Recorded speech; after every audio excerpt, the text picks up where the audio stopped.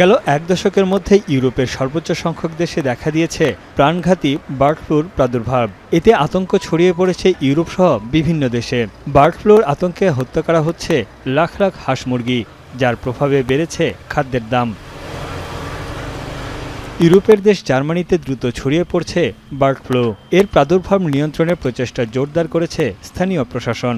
নতুন ধরনের H5N1 flu শনাক্তের পর জার্মানির একটি শহরের 2টি খামার থেকে 50,000 ব্রয়লার মুরগি ও 80,000 হাঁস নিধন করা হচ্ছে।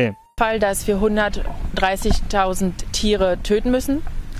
Dies wird aufgrund der Menge einige Zeit in Anspruch nehmen, wahrscheinlich 2 Tage. Auch eins der großen Vogeldurchzugsgebiete. Gestern gab es ja die ersten Überfliegungen mit Drohnen. Da sind auch tote Kraniche und Schwäne gefunden worden. জনস্বাস্থ্যের স্বার্থে সংশ্লিষ্ট কর্তৃপক্ষের সঙ্গে পরামর্শ করে আক্রান্ত প্রাণীগুলোকে নিধন করা হচ্ছে। এছাড়া বার্ড ফ্লু বিস্তার ঠেকাতে জার্মানির বিভিন্ন শহরে পাখিদের খাঁচায় রাখার নির্দেশনা সহ নানা প্রতিরোধমূলক ব্যবস্থা নেওয়া হয়েছে। এরই মধ্যে প্রাদুর্ভাবকে উচ্চ ঝুঁকিপূর্ণ হিসেবে চিহ্নিত করেছে দেশটির প্রাণীরোগ গবেষণা কেন্দ্র।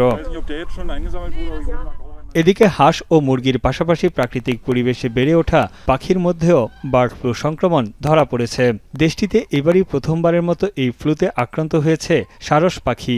জার্মানির উত্তর পূর্বে অবস্থিত লিনাম শহরের তৃণভূমি থেকে উদ্ধার করা হয়েছে 1000-এর বেশি মৃত সারস পাখি।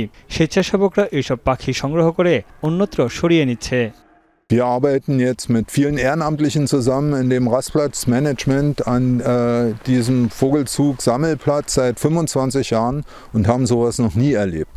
Ja, beim Kranich বিশেষজ্ঞরা সতর্কবার্তা দিয়েছেন, পাখি বা হাঁস মুরগি থেকে এই রোগ মানুষের মধ্যেও ছড়িয়ে পড়ার আশঙ্কা রয়েছে।